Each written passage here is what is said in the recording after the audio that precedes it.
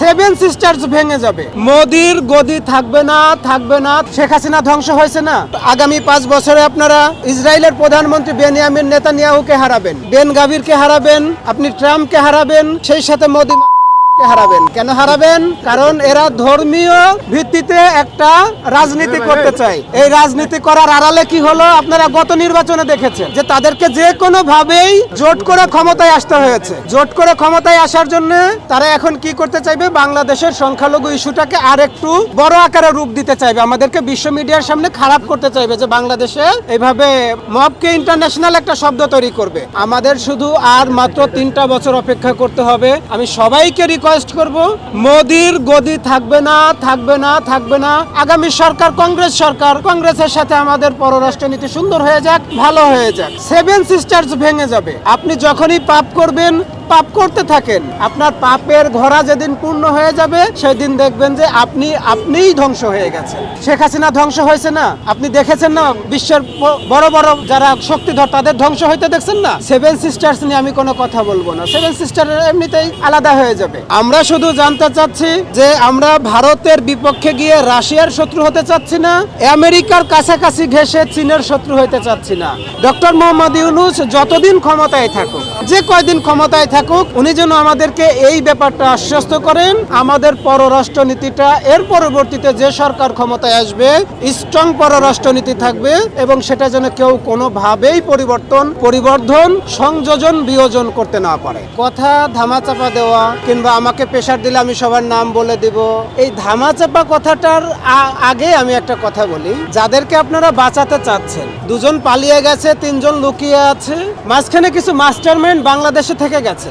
এই মাস্টারমাইন্ড গুলোর অলরেডি কোমর পর্যন্ত বাংলাদেশের মাটিতে দেবে গেছে, চাপা পড়ে গেছে। আমরা শুধু অপেক্ষা করতেছি যে আমাদের আন্দোলনটা সামনে আর কতটুকু বেগবান করা যায়। ইনকিলাব মঞ্চ আমাদেরকে কিভাবে নির্দেশনা দেয়। দেখেন, সংসদ এখন বাংলাদেশে নাই, প্রচলিত যে আমাদের গণতান্ত্রিক সংসদ বাংলাদেশে নাই। প্রয়োজনে আগামীকাল থেকে এখানে বিপ্লবী সংসদ তৈরি করব। তারপরেও বাংলাদেশের বিপক্ষে গিয়ে যারা হাদি ভাইকে হত্যার সাথে জড়িত, যারা মাস্টার মাইন্ড, যারা এর ভিতর থেকে কাজ করেছেন, তাদেরকে এমন ভাবে ঘাড়ের উপর উঠে একটা চাপা দিব, গলা পর্যন্ত আপনারা বাংলাদেশের মাটিতে দেবে থাকবেন। এই কথাটা যদি খুব বেশি অপছন্দ হয়, আমি আপনাদের একটা পছন্দের কথা বলি। আমার হাদি ভাইকে একটা গুলি করে সমাধান করা হয়েছিল। আপনাদের কাছে একটা সমাধান ছিল যে হাদি ভাইকে একটা গুলি করলেই হাদি ভাইয়ের জীবন নেওয়া যাবে। আজকে দেখেন লক্ষ লক্ষ হাদি রাস্তায় নেমে আসছে। আপনি দুর্নীতিবাজ, আপনি বাংলাদেশের বিপক্ষে, আপনি ভারতের আধিপত্যকে কায়েম করতে চান। আমি শুধু আপনার সাথে পীড়িত করতে চাই না। আমার হাদি ভাই কবরে, আমার হাদি ভাইয়ের যারা খুন করছে তারা বলতেছেন ভারতে, আমার হাদি ভাইয়ের খুনের সাথে যারা জড়িত পরোক্ষভাবে তারা চেয়ারে, আর আমরা শাহবাগে। কতদিন ধৈর্য ধরবো বলেন তো? আজ হোক কাল হোক, আমরা আর বেশি দিন ধৈর্য ধরবো না। এখানে দেখেছেন একদম দুধের শিশু কোলে করে চলে এসেছে হাদি ভাইয়ের বিচার চাওয়ার জন্য, হাদি ভাইয়ের হত্যার বিচার চাওয়ার জন্য। আমরা কালকের দিনটা পর্যন্ত ডেডলাইনে থাকবো। এরপরে আমরা ঠিকই ফাইন্ড আউট করে নিব, অথবা পুলিশ আমাদেরকে বলবে কে কে হাদি ভাইয়ের পিছনের একদম পিছনে থেকে কলকাঠি নেড়েছে। এদেরকে এমন ভাবে চাপ দিয়ে ধরবো, আগামী দিনগুলোতে পরবর্তী প্রজন্ম, তাদের ছেলে মেয়েরাও ভারতের ন্যারেটিভ দাঁড় করানোর মতো বিন্দু মাত্র দুঃসাহস দেখাবে না। এই দেশ আমাদের, এই দেশ নতুনদের, এই দেশ আগামীর বাংলাদেশে। কোন রকম কোন সুযোগ নাই ভারতীয় আধিপত্যের। আপনাদেরকে একটা নিউজ দিয়ে রাখি, ওপার বাংলার আমাদের বিখ্যাত হিরো নরেন্দ্র দামোদর মোদী এবং আমাদের এপার বাংলার দস্যুরানী ফুলন দেবী, আমাদের এখানে দেখেছেন ভারতের বিরুদ্ধে বেশ কিছু স্লোগান হচ্ছে।